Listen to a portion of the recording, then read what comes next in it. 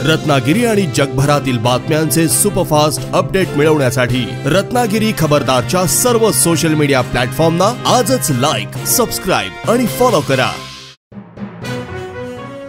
सध्या रत्नागिरी जिल्ह्यात मुसळधार पावसामुळे जनजीवन पूर्णपणे विस्कळीत झाले आहे। रात्रभर कोसळणाऱ्या संततधार पावसामुळे जिल्ह्यातील अनेक नद्यांनी धोक्याची पातळी ओलांडली आहे। याचा सर्वाधिक फटका संगमेश्वर तालुक्याला बसला आहे। विशेषतः शास्त्री नदीच्या पाणी पातळीत प्रचंड वाढ झाल्याने संगमेश्वर येथील रामपेठ बाजारपेठेत गंभीर पूरस्थिती निर्माण झाली आहे।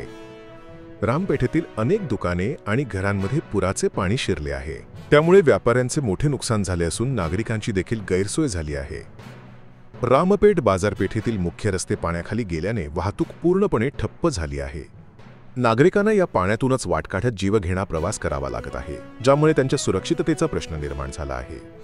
शास्त्री आणि सोनवी या दोन्ही नद्या दुथडी भरून वाहत असल्याने धामणे ग्रामपंचायतीलाही पुराच्या पाण्याने वेढा दिला आहे। या वाढत्या पाणी प्रवाहामुळे संगमेश्वर बाजारपेठेतील जनजीवनावर मोठा परिणाम झाला आहे। स्थानिक प्रशासनाने तातडीने उपाययोजना सुरू केल्या असून नागरिकांना सतर्क राहण्याचे आवाहन करण्यात आले आहे।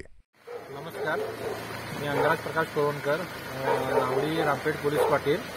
सदर आता पाणी वाढत आहे, तरी जवळच्या दुकानांना आणि घरांना माहिती दिलेली आहे की आपले सामान चांगल्या घरी जाऊन शिफ्ट केलेलं करावे माहिती दिलं आहे।